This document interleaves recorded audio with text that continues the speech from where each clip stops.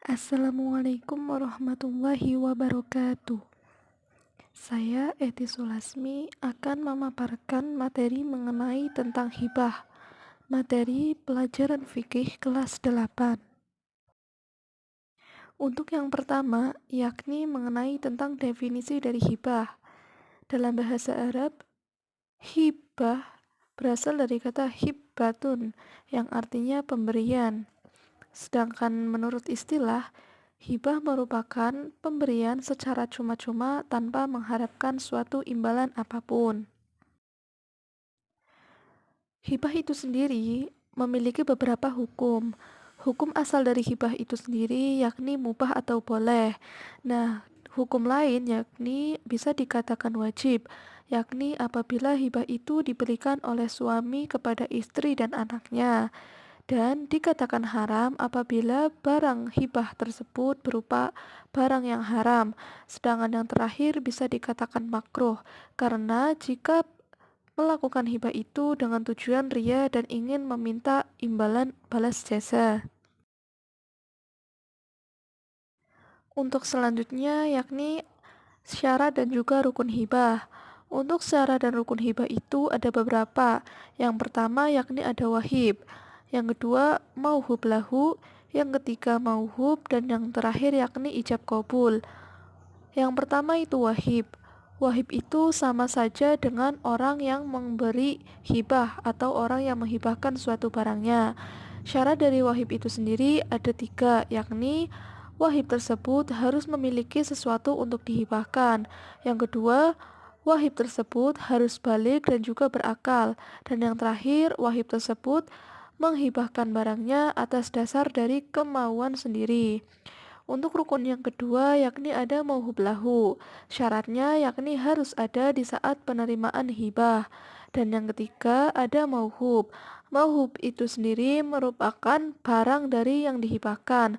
Syaratnya yakni memiliki kesempurnaan atau milik sempurna dari sang wahib.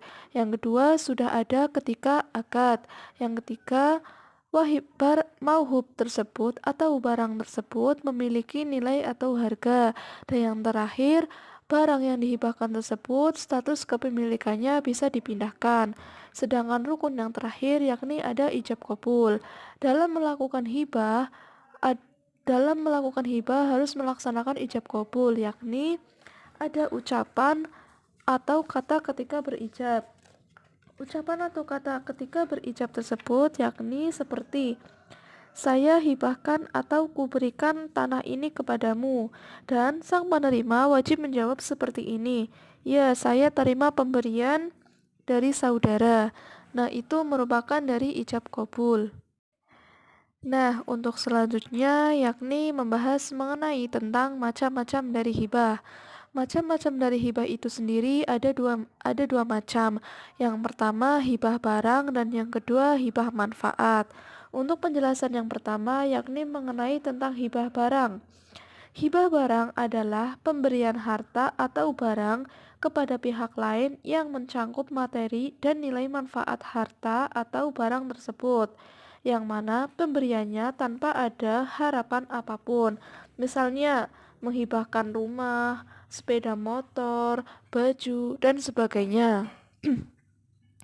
Untuk yang kedua yakni hibah manfaat.